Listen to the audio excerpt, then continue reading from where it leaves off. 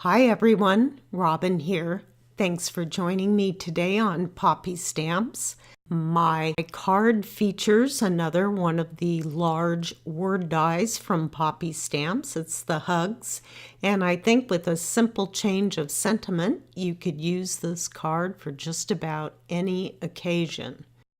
The products I'm using are the Delicate Branch Collage, which I cut twice and flipped upside down and attached together, and the Luscious Script Hugs, which I love these large word dies.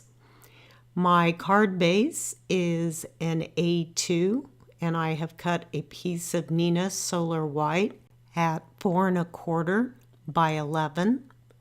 I've scored my panel halfway at the 5 1/2 mark, and I just fold over and create a nice sharp crease, making sure my edges are lined up. The panel I'm using to emboss measures 4 by 5 1/4, and I'm using a medium gray color cardstock. Here I place my panel inside my chosen embossing folder, and I'll run it through my Gemini Junior. The pattern created from this embossing folder is fairly neutral, and you can use it for many applications. Here I've just added some liquid glue to the back of my embossed panel, and I'll be adding it to my card base front, leaving about 1/8 of an inch on all 4 sides. Put something heavy on it and allow to dry. Here's the die I'll be using, and I'll be cutting it out twice. I'm just using a little bit of removable tape from Scotch. Run that through my Gemini, and there's the first pattern. And then I will do the same thing again on the second piece of cardstock. I chose to use oversized pieces of cardstock. I think it made the alignment much easier in the end. So as you can see, I'm just going to flip it over. And once I have some adhesive on the back, I will allow to dry. And then I'm going to trim that panel down to about 1/4 inch. I'm using a clear see-through ruler and just creating a 1/4 inch mark that I can see on my cutter and trim it down evenly. There's the finished panel for the front of my card.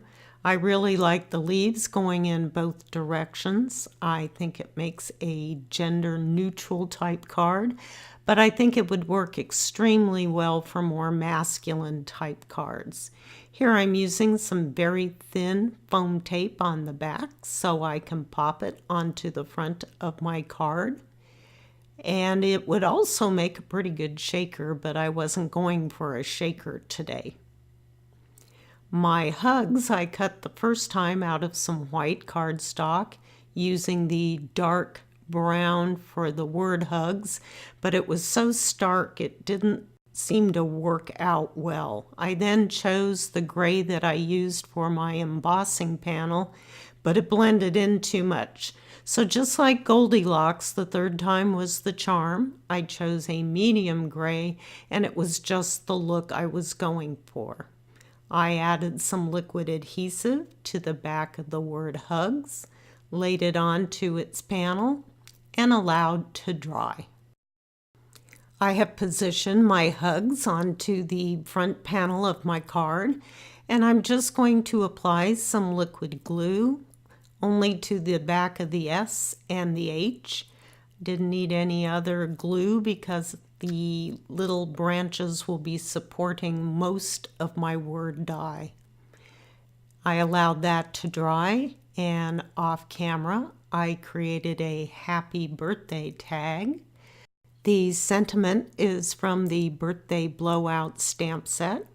I stamped it in a medium gray ink, trimmed it rather close to the words, cut one end at an angle, and I'm just applying some liquid glue to the back of my sentiment strip and adding to my card base.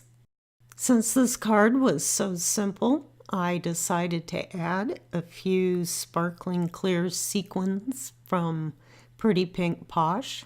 I really like these because they don't have a hole in the center, and it just adds that little sparkle to a card. I'm sure you've noticed how much I enjoy using these large word dies from Poppystamps. I like them because they don't take a lot of time and they are so versatile. I hope my video has also shown you how you can maybe manipulate some of the dies you have to change their look simply by flipping them around and putting them back together. Thanks for stopping by today. Be sure to check back often for more inspiration from Poppystamps design team, and I'll see you next time. Bye-bye.